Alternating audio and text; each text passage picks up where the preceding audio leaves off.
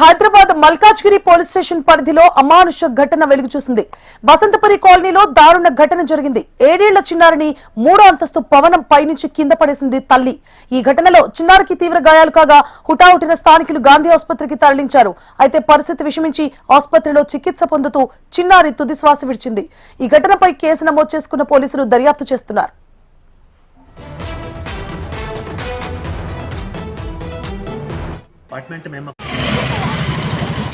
పిల్లలు ఏంది ఎప్పుడు ఏదో ఒకటి పడేస్తారు అని అంటున్నా చూసే వరకు పాప ఇక నేనైతే మొత్తుకుంటూ ఉరికిన అటు ఇటుగా అసలు అప్పుడే బ్లడ్ పోతుంది ఇట్లా.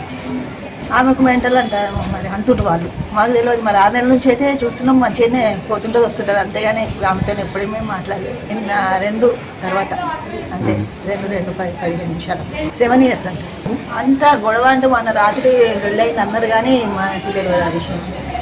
పైన కదా వాళ్ళు లేదు. మధ్యాహ్నం నేను ఇంట్లో నుంచి ఇక్కడ నిలబడేసరికి ఒక్కసారి హైదరాబాద్ మల్కాజ్గిరి పోలీస్ స్టేషన్ పరిధిలో అమానుష ఘటన వెలుగు చూసింది. వసంతపురి కాలనీలో దారుణ ఘటన జరిగింది. 7 ఏళ్ల చిన్నారిని 3వ అంతస్తు భవనం పైనుంచి కింద పడేసింది తల్లి. ఈ ఘటనలో చిన్నారికి తీవ్ర గాయాలు కాగా హుటాహుటిన స్థానికులు గాంధీ ఆసుపత్రికి తరలించారు. అయితే పరిస్థితి విషమించి ఆసుపత్రిలో చికిత్స పొందుతూ చిన్నారి తుది శ్వాస విడిచింది.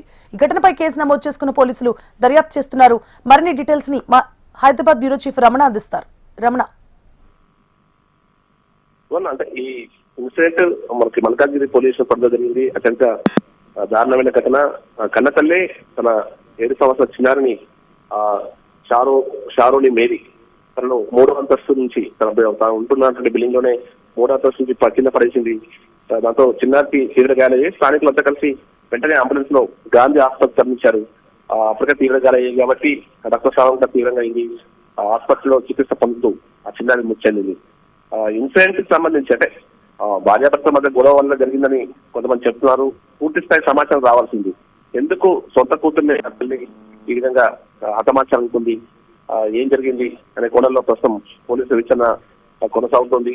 ప్రస్తుతం ఏదైతే తల్లి మోనాలిస్ని కూడా అదుపులోకి తీసుకుని విచారణ చేస్తూ ఉన్నారు. తమ ముందు ఆడుతూ పాడుతూ కనిపించిందని ఇట్లా విజిట టీవీలో కనిపించడం, అది కన్న తల్లి చేతిలో ఈ విధంగా అంటే చనిపోవడం అనేది కూడా అందరినీ కలిసి వేస్తుంది. ప్రస్తుతం పాప మృతదేహం అయితే గాంధీ మార్చిలో ఉంది. పూర్తి స్థాయి దర్యాప్తు కొనసాగితే తప్ప పోలీసులు ఆ వివరాలు వెల్లడించలేదు. కాబట్టి మరి కాసేపులో మనకు దీనికి సంబంధించిన పూర్తి సమాచారం వచ్చే అవకాశం ఉంటుంది. Right, thank you for the updates Ramana.